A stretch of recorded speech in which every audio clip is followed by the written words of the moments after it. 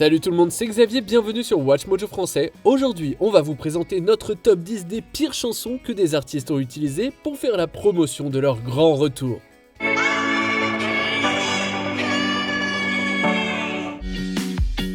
Numéro 10, Can't Get Enough, Jennifer Lopez. Till death do us part. L'année 2024 de J.Lo a été une année qui ferait un bon roman post-apocalyptique. 10 ans après son dernier album studio, elle est revenue à la musique avec un album, un film et une tournée intitulée This Is Me Now.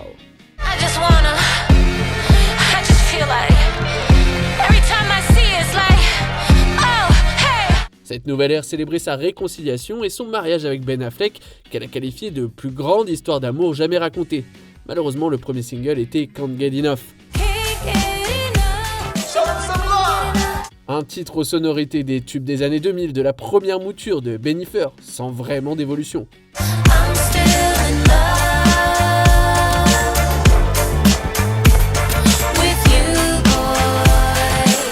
Outre la piètre performance de la chanson et sa nature dérivée, ses paroles et sa vidéo sur le thème du mariage ont mal vieilli.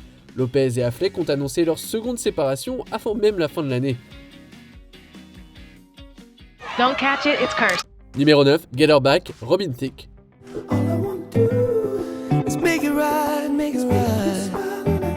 Le futur de sa carrière était flou. Blurred Lines était pas mal, mais elle a été suivie de Get Her Back, dans laquelle Robin Thicke se lamente sur sa séparation avec sa femme, l'actrice Paula Patton. Non seulement la chanson est loin de l'accroche immédiate de Blurred Lines, mais elle surestime l'intérêt du public pour sa vie privée.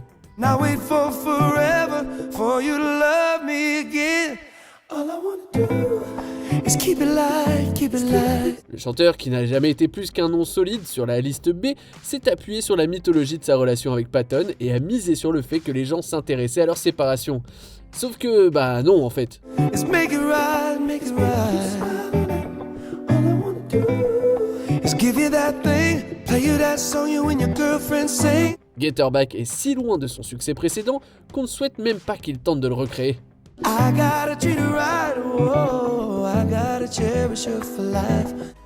Numéro 8, Slow Clap, Gwen Stefani.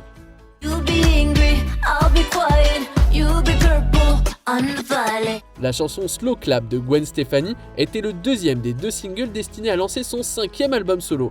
Elle a été accueillie par le doux bruit des grillons un soir de nuit de Provence.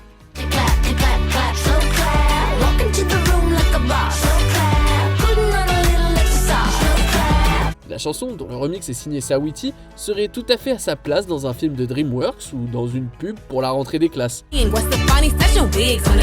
Le décor de gymnase du clip est un clin d'œil évident au succès All About Girl, mais il ressemble à une tentative juvénile et creuse de recréer la magie de ce dernier sans aucun de ses avantages.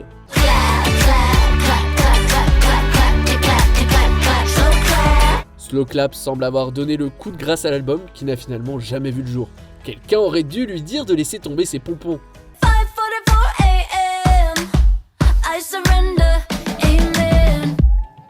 Numéro 7, Not Myself Tonight, Christina Aguilera.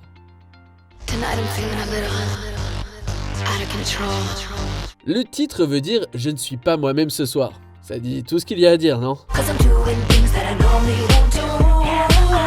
L'électropop ayant le vent dans les voiles au tournant des années 2010, Christina Aguilera a suivi la tendance sur son malheureux album Bionic, en commençant par le titre phare Not Myself Tonight.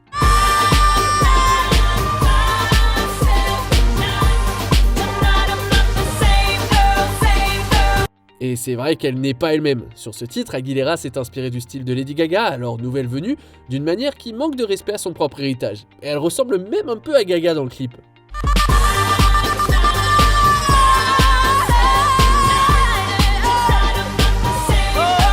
Et il est douloureusement clair que c'était l'intention. Not Myself Tonight n'est pas nécessairement mauvais, mais on dirait un peu une version Wish de Poker Face, venant d'une artiste qui a plus d'une décennie de succès à son actif, c'est ça qui fait un peu mal. Numéro 6, Yummy, Justin Bieber.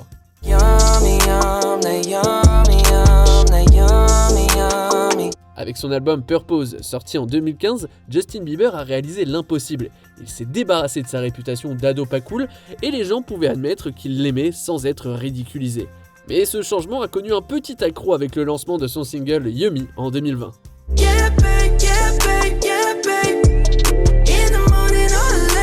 Plus une vidéo TikTok qu'une chanson à part entière, ce titre est absurde, répétitif et remet en question l'image réhabilitée du chanteur. Yeah, you got that yummy, yum, that yummy, yum, that yummy, yum. You stay flexing on me. Contrairement à beaucoup d'autres chansons, Yummy a été un grand succès et n'a pas fait dérailler la carrière de Bieber, même si elle a été universellement critiquée. Elle est restée absolument partout. You got that yum, yum, yum.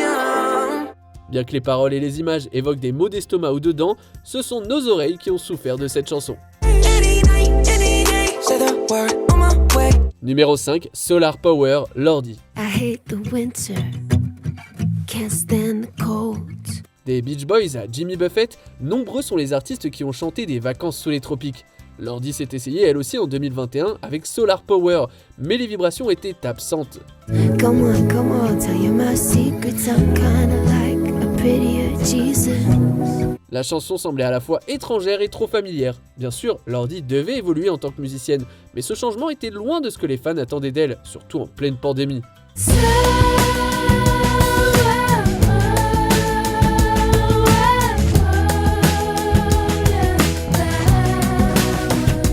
Pour couronner le tout, la chanson ressemble à d'anciens classiques comme Freedom 90 de George Michael.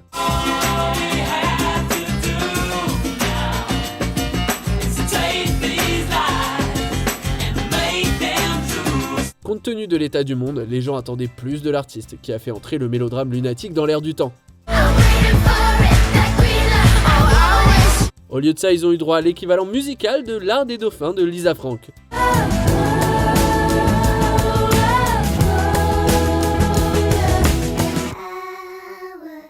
Numéro 4, Too Cold, Vanilla Ice.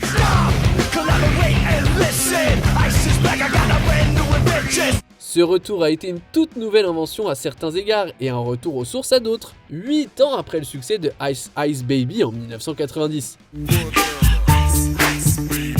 Vanilla Ice sort son 3e album, Hard to Swallow. Plutôt que de poursuivre le rap pop enjoué de ses débuts, il adopte un son totalement différent, le new metal.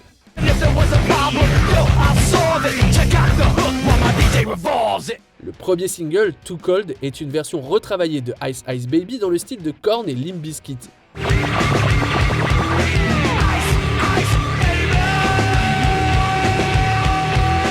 Le changement de genre est un risque créatif admirable, mais Too Cold omet le riff de piano de l'original tiré de Under Pressure de Queen et David Bowie.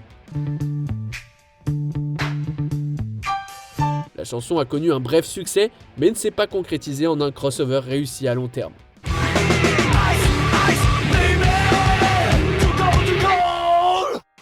Numéro 3, Filthy, Justin Timberlake.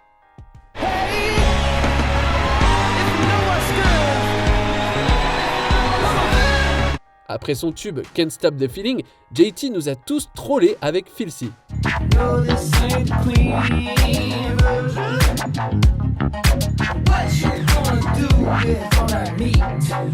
Premier single de l'album Man of the Woods, il a réussi à entrer dans le top 10 du Billboard Hot 100, mais n'a pas connu la longévité de ses prédécesseurs. Filthy est en quelque sorte un peu partout et en même temps oubliable.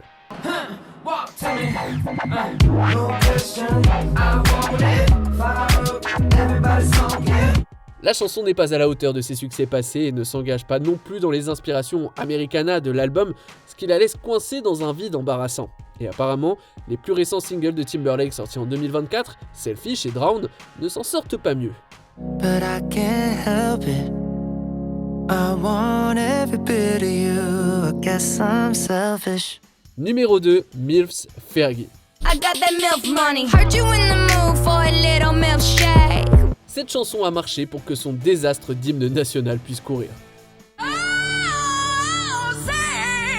Près de 10 ans après son premier album solo, The Duchess, Fergie se préparait à sortir son successeur, Double Duchess.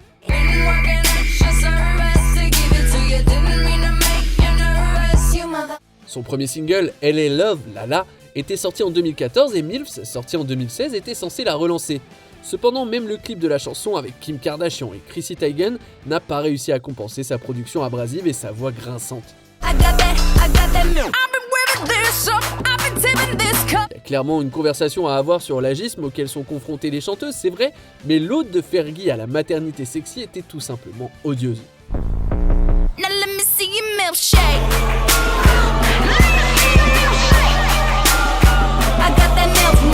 Après MILFs, la carrière de Fergie a été portée disparue.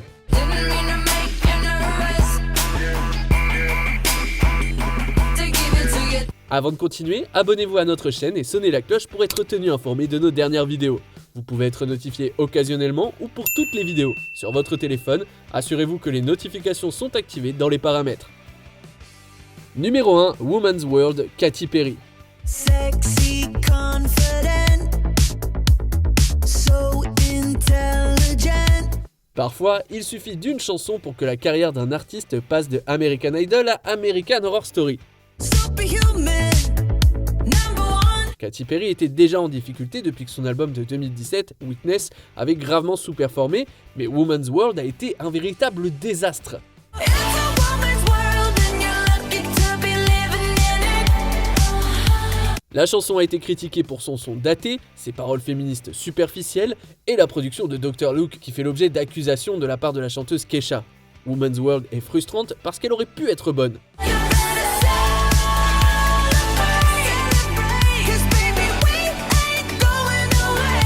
En cette année de Chappell Roan et de Sabrina Carpenter, le paysage pop en général n'avait jamais été aussi proche du style campy de la chanteuse et l'engouement était là. Malheureusement, la chanson a anéanti tout espoir de retour.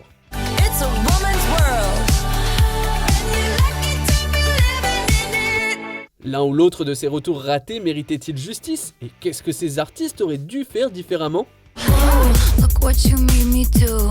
Look what you made me do. Que pensez-vous de notre sélection? Dites-le moi dans les commentaires et checkez ces autres super vidéos de Watch Mojo français.